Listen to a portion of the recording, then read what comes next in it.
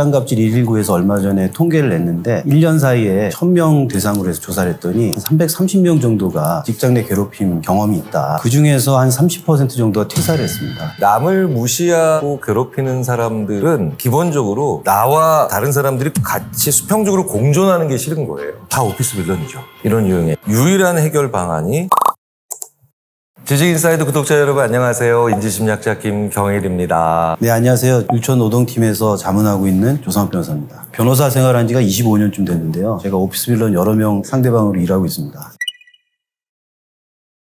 심리학에서는 보통 인간의 어두운 측면의 악의 축 3개, 사이코패시, 그 다음에 소시오패시, 나르시시즘, 보통 이렇게 얘기를 많이 하죠. 되게 친숙한 용어이신 것 같지만 좀 더 쉽게 풀어보자면 내 마음대로 상대방을 조절하려고 하는 사람. 내가 더 낫다라는 걸 보여주기 위해서 끊임없이 얘기하는 사람들이죠. 첫 번째는 자기 이익, 두 번째는 자기 자존감이나 아니면 자기 자존심 이런 것 때문에 이런 일들이 벌어지는데요. 근데 예전처럼 강자의 위치나 높은 위치에 있는 사람이 더 약자나 낮은 위치에 있는 사람한테만 하는 게 아니라 의외로 반대편에 있는 사람들도 그걸 얼마든지 할 수가 있고요. 더 중요한 건 또 자기랑 같은 사실은 공감이나 연민을 해야 되는 주위에 있는 사람한테 또 그렇게 나쁘게 나가는 경우들도 굉장히 많죠. 다 오피스 빌런이죠. 직장갑질 119에서 얼마 전에 통계를 냈는데 1년 사이에 1000명 대상으로 해서 조사를 했더니 330명 정도가 직장 내 괴롭힘 경험이 있다 이렇게 얘기를 했고요. 그중에서 한 30% 정도가 퇴사를 했습니다. 굉장히 심각한 문제고요. 이 사람들의 주된 특징은 인격상 결함이 있고 윤리의식이 좀 부족해가지고 지속 반복적으로 미세 공격을 하죠. 막말을 하는 거죠. 반말하는 거, 야, 너, 그 다음에 정시 퇴근을 하거나 휴일에 쉬거나 이런 거를 못 봐주고 또 육아휴직 갔다 온 것에 대해서 문제 삼기도 하고 퇴사를 강요하기도 하고요. 무리지어서 따돌리기도 하고 아주 형태가 다양합니다. 내가 너보다 우월하고 또 나는 너를 아무렇게나 해도 되고 이런 생각이 깔려 있어요. 법적인 문제까지 일으킨 경우가 많습니다. 그래서 자문을 하다 보면 많이 만나게 되죠. 남을 무시하고 괴롭히는 사람들은 기본적으로 나와 다른 사람들이 같이 수평적으로 공존하는 게 싫은 거예요. 그러니까 공존이 싫은 거예요. 굉장히 재밌게도 이런 사람들은 사소한 행동에서도 내가 있는 공간에 누가 있다는 것만으로도 우리 동네에 누가 와 있다는 것만으로도 우리 건물 옆에 누가 있다는 것만으로도 싫어하는 사람들이 굉장히 많거든요. 저 사람이 나보다 강자일 때는 모르겠지만 약자일 때 그게 나오는데 그 약자라는 게 단순히 힘이 약한 게 아니라 내가 약점 잡았을 때 그때 그 사람의 진짜 가치나 그 사람의 본질적 측면이 정말 많이 나오더라고요. 네. 처음에 문제가 제기됐을 때부터 굉장히 똑똑하고 당당하게 대응을 해야 됩니다. 그래야지 이 문제가 악화되지 않을 수가 있고요. 지금 현재 괴롭힘 제도를 예를 들어서 보면은 시행된 지가 이제 4년이 넘어가거든요. 어느 정도 제도 정비가 많이 돼 있어요. 그래서 제대로 대응하려고만 마음을 먹으면 잘 할 수 있는데 아직까지는 그렇게 제대로 대응하는 것이 일반화되어 있지는 않는 것 같아요. 예전에 제가 같이 우리 조상욱 변호사랑 술 마시다가 이 얘기를 퀴즈처럼 냈는데 제 주위에 맞추는 사람 거의 없는데 맞추더라고요. 어떻게 맞췄냐면 그때 왜 그 바바리맨 같은 그런 사람들이 이제 와 하고 나왔는데 이런 사람들이 어떤 사람을 더 계속해서 괴롭힐까 조상욱 변호사가 한 번에 맞히더라고요.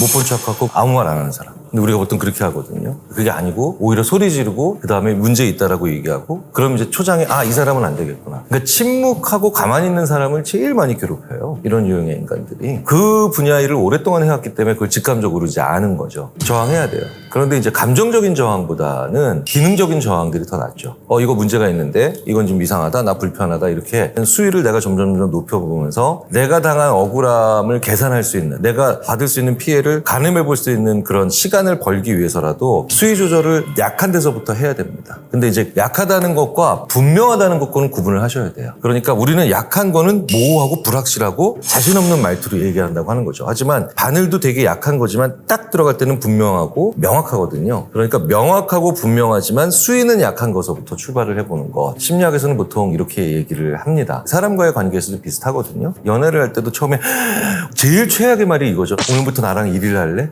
이거 이상한 거거든요. 그런데 살짝 좋다는 표현을 하지만 작은 걸 분명히 해보는 거. 이런 것들이 항상 다른 사람들과의 관계에서 나에게 오는 피해, 상대방에게 오는 타격을 줄이면서 가는 그런 연애 방법이라고 얘기를 하는 걸 생각해보면 심리학적으로는 약한 것, 작은 것서부터 분명하게 얘기를 한다. 표현한다. 이게 더 맞는 것 같습니다. 참 법률적으로 어려운 문제지, 그렇지? 네, 그런 분들은요. 아까 말씀드린 것처럼 지속 반복적으로 그런 행동을 해요. 그리고 한 사람한테만 하는 게 아니고요. 여러 사람들한테 하거든요. 그래서 증거를 모을 수가 있어요. 피해자들은 이 문제를 공식화하는 것을 항상 준비해야 된다고 생각하거든요. 왜냐하면 직장 내 관계는 사실 공식적인 관계거든요. 너무 이것을 사적인 관계로 오해하면 안 돼요. 공식적으로 문제 제기를 할 수 있는 용기를 가져야 됩니다. 직장 내 괴롭힘에 있어가지고는 회사가 피해자 편입니다. 법적으로 그렇게 돼 있어요. 그러니까 자기 동료를 모으고 회사를 자기 편으로 만들어야 된다고 생각해요. 퇴사라는 거는 그냥 상식적으로 생각해봐도 정의관념에 안 맞는 거예요. 잘못한 것은 가해자인데 왜 피해자가 나가야 되느냐. 먼저 회사에게 신고를 하고 공식적으로 대응해 보려고 노력을 해야 되고, 먼저 대응을 시작하게 되면 제가 경험하기로는 그 사람 편을 드는 동료 직원들이 나오는 경우가 많아요. 이렇게 해서 같은 편이 돼서 그 문제를 해결할 수가 있거든요. 그래서 본인한테도 좋지만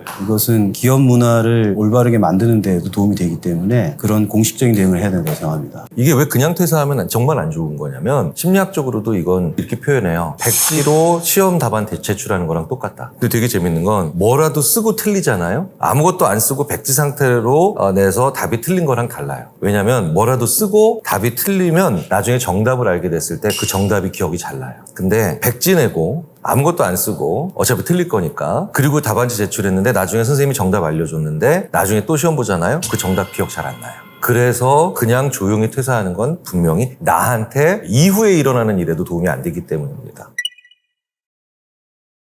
회사에서 무시받는 사람들의 언어를 사실은 우리는 이제 일반적으로 뭐 말이 어버버버버 이렇게 더듬는다든가 좀 불충분하다거나 아니면 다 이유가 있겠지라고 생각하는 사람들, 우리가 이런 식으로 피해자한테 생각을 돌리는 경우가 많거든요. 그런데 저도 무시를 당해봐서 아는데 사실은 전혀 그렇지 않은 경우도 많습니다. 대표적인 경우가 뭐냐면 그 가해자의 입장에서 다수의 잠재적인 피해자가 있는 경우에 제가 제일 그냥 만만했기 때문에 피해자가 될 수 있는 10명의 대상 중에 제가 어떻게든 아무리 제가 뛰어나고 자신감 있고 훌륭해도 이 10명 중에 상대 비교해서 제일 만만할 때 있거든요. 제가 생각해보세요. 제가 뭐 예를 들어서 정우성 씨랑 차은우 씨가 옆에 있다면 제가 아무리 멀쩡하게 생겼어도 이 두 분 옆에 있으면 제가 뭐 상대적으로 뭐 제일 약자죠. 외모로. 고마워요. 그래서 오늘 수평적으로 만들어주셔서. 그래서 가해자가 피해자를 딱 지목해서 괴롭히는 이유 중에 하나는 그냥 기능적인 거. 마치 일본 사회의 이지메처럼 룰을 유지하기 위해서 너 하나가 필요해 라고 하면서 그냥 임의로 선택하는 경우, 하지만 목적이 있는 거죠. 그래서 피해자가 이렇게 얘기하기 때문에 피해본다, 피해자가 이렇게 행동하기 때문에 피해본다. 이건 마치 더운 여름날 짧은 민소매 옷이나 짧은 치마를 입었기 때문에 성범죄의 대상이 된다라고 생각하는 것과 같이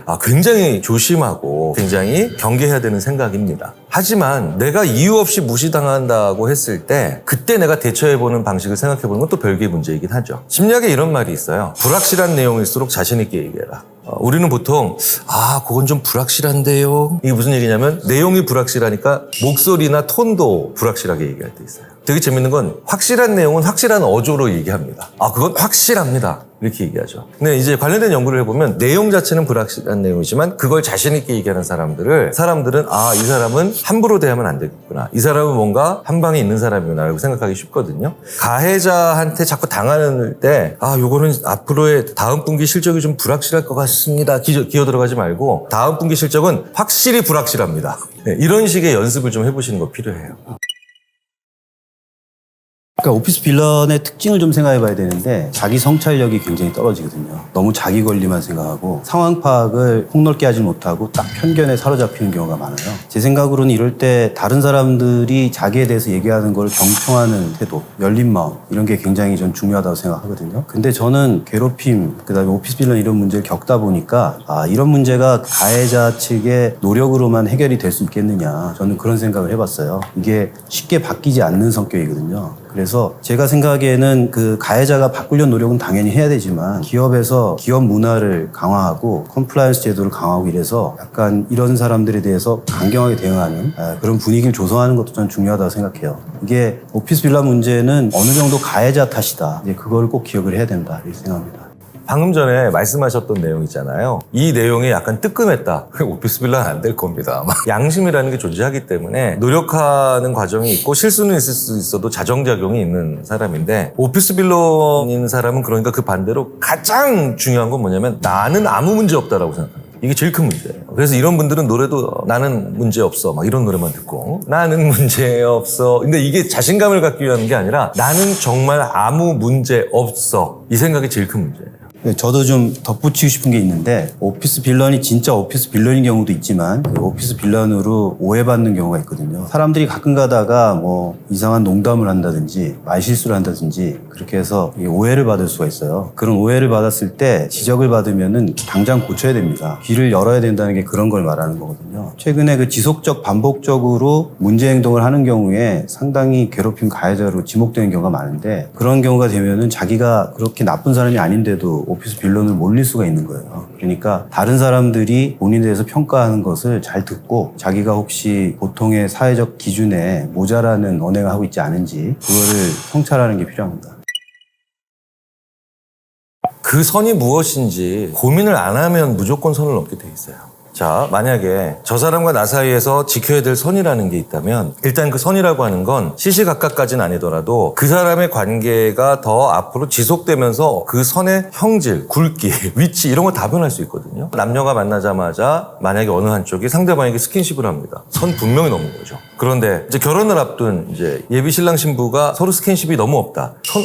너무 안 넘는 거죠. 그러니까 무슨 얘기냐면 똑같은 사람이 존재하더라도 그 관계에 대해서 자주 생각하고 매번 생각하고 기꺼이 생각을 해야 되는 게 그 선인데 선을 넘는 사람들의 대부분의 특징은 그게 자기한테 딱 한 가지 선만 있는 거예요. 그리고 한 번만 생각하기 때문에 그래요. 제가 누누이 말씀드리지만 마이클 샌델이 그러죠. 정의란 지금 이 순간의 정의가 무엇인지 매번 기꺼이 그때마다 고민하는 게 정의다. 그러니까 선이란 자, 이 사람과 나 사이에서 어떤 행동을 하거나 아니면 평상시에 하지 않았던 말 혹은 감정적인 것들이 좀 들어가는 말 혹은 그 사람한테는 좀 상처가 될 수 있는 평가가 들어간 말 이런 모든 아주 일상적이고 사소한 말이 아닌 자주 하지 않는 말이 나올 땐 이 사람과 나는 어떤 관계가 있는가를 한 번씩 생각해 보는 거 이게 되게 중요해요. 그러니까 선은 매번 그때마다 규정이 되는 거거든요. 아니 생각해 보세요. 심지어 우리 남북 관계도 올해가 다르고 내년이 다르고 그다음에 그 다음 해가 다르기 때문에 매번 그때마다 똑같은 말이라도 외교적으로 굉장히 적절한 표현이 될 수도 있고 같은 표현이도 부적절한 표현이 될 수도 있잖아요. 자주 매번 그때마다 고민하지 않는 사람들이 꼭 문제를 일으키기가 쉽습니다.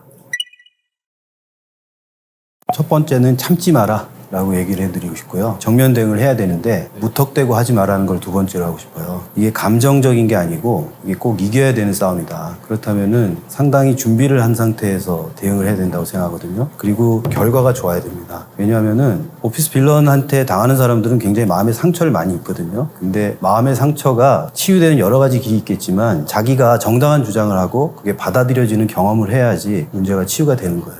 그래서 제가 생각하기에는 너무 소극적으로 할 게 아니고 당당하게 대응하고 또 현명하게 대응하고 결과적으로 이겨라. 저는 그런 말씀 드리고 싶어요. 법률가가 이겨라라는 말을 하니까 힘이 나네요. 삶이 되게 길어졌어요. 막 수명이 지금 100살을 훌쩍 넘어서 110살, 120살까지 간다는 연구 되게 많고요. 더 중요한 건 우리나라는 인구가 엄청나게 줄고 있기 때문에 유일한 해결 방안이 지금 20대, 30대, 40대, 50대, 심지어 60대가 자기 인생에서 앞으로 3, 40년, 막 4, 50년씩 길게 일을 해야 됩니다. 그러니까 그냥 지나갈 문제가 아닙니다. 우리 사회 구조가 오래 살고 오래 일하는 구조가 된 지 이미 꽤 됐거든요. 그러니까 똥을 피한다. 더러운 걸 피한다 라고 생각하지 말고 더러운 걸 치운다 라고 생각을 하고 이 문제를 봐야 될 것 같습니다.